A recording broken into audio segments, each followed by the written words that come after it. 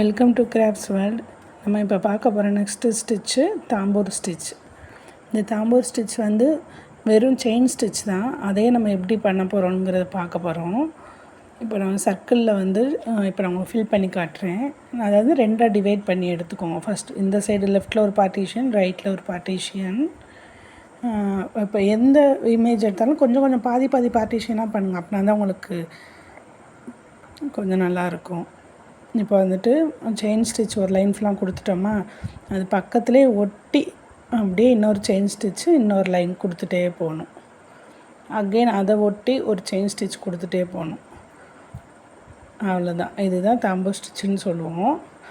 இப்போது இந்த இதில் போயிட்டு நெக்ஸ்ட்டு சைடு திருப்பும் போதில் ஒரு குட்டியாக ஒரு லாக் போட்டு அப்படியே திருப்பி கொண்டுட்டு வாங்க. இருங்க, நான் ஜூமில் காட்டுறேன், உங்களுக்கு தெரியும் பாருங்கள். இப்போது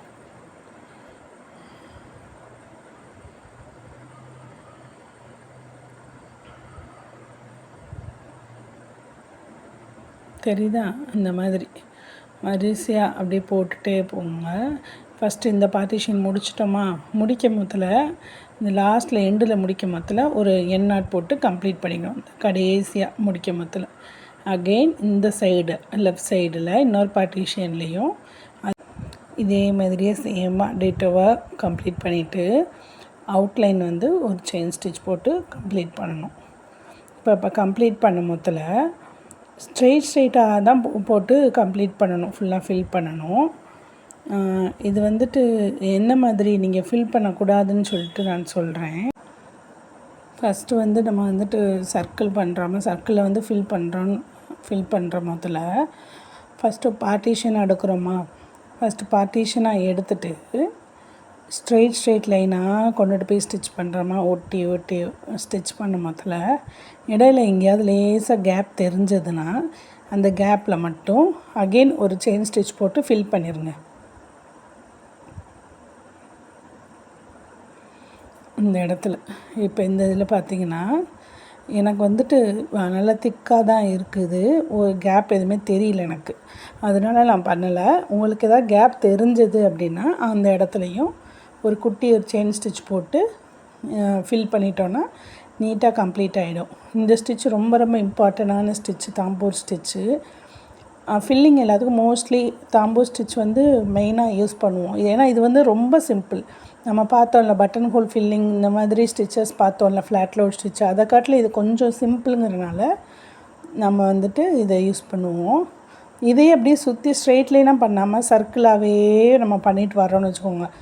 அப்படி பண்ணக்கூடாது, அது தப்பான ப்ரொசீஜரு. ஒரு சர்க்கிள் வரைஞ்சி சர்க்கிள்குள்ளே பண்ணோன்னா ஃப்ரேம்லேருந்து கிளாத்தை கலட்டினதுக்கப்புறம் இந்த மாதிரி தான் உங்களுக்கு இருக்கும். ஒரு சர்க்கிளுக்கும் இன்னொரு சர்க்கிளுக்கும் நடுவில் உங்களுக்கு கேப் நல்லா தெரியும். அதனால் இந்த அடர்த்தியாக தெரியாது, கேப்பாக விட்டு இருக்கும். அதனால் அந்த மாதிரி வந்து நம்ம பண்ணக்கூடாது, அது தப்பான ப்ரொசீஜர். ஓகே, இப்போ நம்ம என்னென்ன ஷேப்ஸ் ஒர்க் பண்ணணும்னா ஃபஸ்ட்டு சர்க்கிள் ஒர்க் பண்ணி பாருங்கள். ஒர்க் பண்ணிவிட்டு அந்த ட்ரையாங்கிள் ஷேப் ஒன்று ஒர்க் பண்ணுங்கள். ட்ரையாங்கிளே அப்படி தான் பாதியாக பார்ட்டிஷன் பிரித்து லெஃப்ட் சைடு ஃபுல்லாக ஃபஸ்ட்டு கம்ப்ளீட் பண்ணிவிட்டு நெக்ஸ்ட்டு ரைட் சைடு ஃபுல்லாக கம்ப்ளீட் பண்ணுங்கள். பண்ணிவிட்டு ஒரு அவுட்லைனில் ஒரு ஃபுல்லாக ஒரு செயின் ஸ்டிச் கொடுத்து கம்ப்ளீட் பண்ணுங்கள். இல்லையா நீங்கள் ஒரு ஃப்ளவர் ஷேப்போ இல்லை லோட்டஸ் ஷேப்போ ஏதாவது ஒரு ஷேப்பு அந்த மாதிரி ஒரு குட்டியாக ஒரு இமேஜ் ஒன்று நம்ம வச்சு நீங்கள் ட்ரை பண்ணி பாருங்கள்.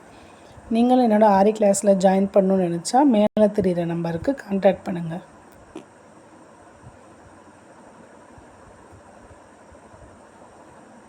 இந்த ஃப்ளவர் ஷேப்னால் பண்ணும் போதில் உள்ளக்க ஃபுல்லாமே நீங்கள் ஃபில் பண்ணிவிட்டு அவுட்லைன் கொடுக்கும் போதில் அது மட்டும் வேறு கலரில் கொடுத்திங்கன்னா அழகாக இருக்கும்.